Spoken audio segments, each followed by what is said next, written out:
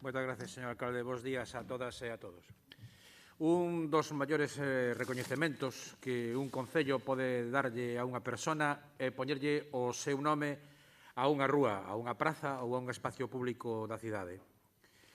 O Concello de Pontevedra conta no seu callejero con moitas rúas dedicadas a persoas que, por motivos diversos, representan valores e principios que os cidadáns recoñecen ou recoñecemos como exemplos a imitar. Trátase de figuras de diferentes ámbitos que, co seu comportamento exemplar e a súa dedicación á sociedade, contribuíron ao coñecemento da nosa cidade ou ao progreso da humanidade. Persoas, mulleres e homes, que son referencia para os demais e un motivo de orgullo para a nosa cidade. Por outra banda, no último ano, téñense coñecido informacións que cuestionan o respeto a estes valores e principios por parte do rei emérito que dá nome a unha rúa importante da nosa cidade. E non é unha ocurrencia deste goberno municipal. Basta remitirse ao comunicado da Casa do Rei do pasado 15 de marzo de 2020, no que o actual monarca decía textualmente: con la finalidad de preservar la ejemplaridad de la corona.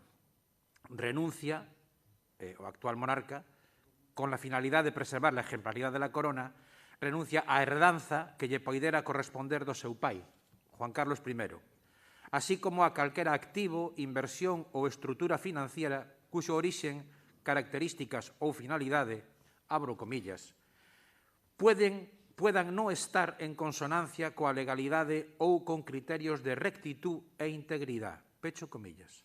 Son palabras que están reflexadas no comunicado da Casa do Rei.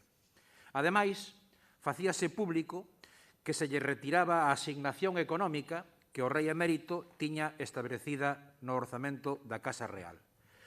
Queda claro que é a propia Casa Real a que pon de relieve un cuestionamiento claro da exemplaridade de Juan Carlos I. Cuestionamiento que logo veñen a corroborar posteriores descubrimentos. Cuestionamiento que outras institucións, tales como a Axencia Tributaria, teñen reiterado e aos que este Concello non pode ser alleo. Por todo elo, e co fin de preservar os valores que deben representar aquelas persoas que contan cunha rúa na nosa cidade, creemos que está plenamente justificado proceder ao cambio de nombre. E aproveitando tamén, evidentemente, para seguir cumprindo o acordo unánime desta corporación de darlle un tratamento máis igualitario e cunha maior presenza de mulleres ao noso callejero, e que esta decisión serva tamén como impulso ás políticas de igualdade. Nada máis, moitas gracias. Moitas grazas, señor